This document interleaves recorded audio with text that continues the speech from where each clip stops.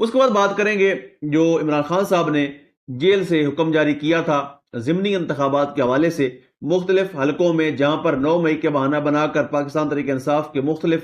ممبران قومی اسمبلی، صوبائی اسمبلی کو نااہل کیا گیا اور وہاں پر الیکشن اناؤنس کیے گئے تھے۔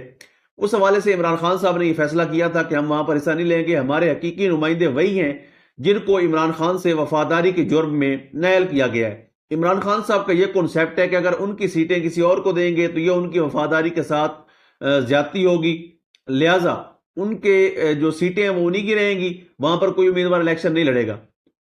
پہلے یہ معاملہ پولیٹیکل کمیٹی میں گیا، پھر خبریں آئیں کہ شاید اناؤنسمنٹ کی جائے گی، ان قریب کے الیکشن دوبارہ لڑنے کا اعلان کر دیا جائے گا، لیکن جب کل ملاقات ہوئی جیل کے اندر تو عمران خان صاحب نے دوبارہ یہ چیز دہرائی بھی کہ ایک ایسے الیکشن میں آپ کیوں جانا چاہتے ہیں جس کا رزلٹ آلریڈی درج کر لیا گیا ہو، جس کا رزلٹ آلریڈی فیصلہ کر کے کسی جگہ پر لکھ لیا گیا ہو، ایسے الیکشن میں جا کر آپ کیا کریں گے؟ اور اس میں کوئی دوسری رائے نہیں ہے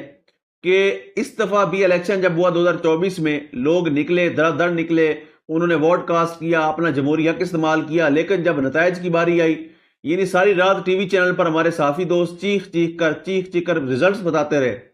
اور پاکستان تحریک انصاف ایک بھاری اکثریت کے ساتھ آگے جا رہی تھی، لیکن صبح جب اٹھے صورتحال ہی کچھ اور بنی ہوئی تھی، انٹرنیٹ کی بندش،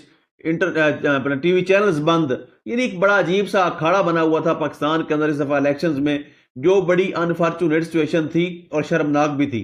تو عمران خان صاحب نے یہ مزید ہدایت جاری کی ہیں اور سلمان اکرم راجہ صاحب نے اس کے اوپر مزید سٹیمپ لگائی ہے۔ حامد میر صاحب کے ٹاک شو میں انہوں نے کہا جی ہم اس ڈیسیجن کے ساتھ کھڑے ہیں، ہم ایسے الیکشن میں نہیں جائیں گے، اور ہماری ملاقاتیں بند کروا دی جاتی ہیں، ڈرامے بازی کی جاتی ہے ہمارے ساتھ اور فیملی کے ساتھ اور لائرز کے ساتھ، تو اس طرح کا سلوک جو ہے وہ ناقابل قبول ہے۔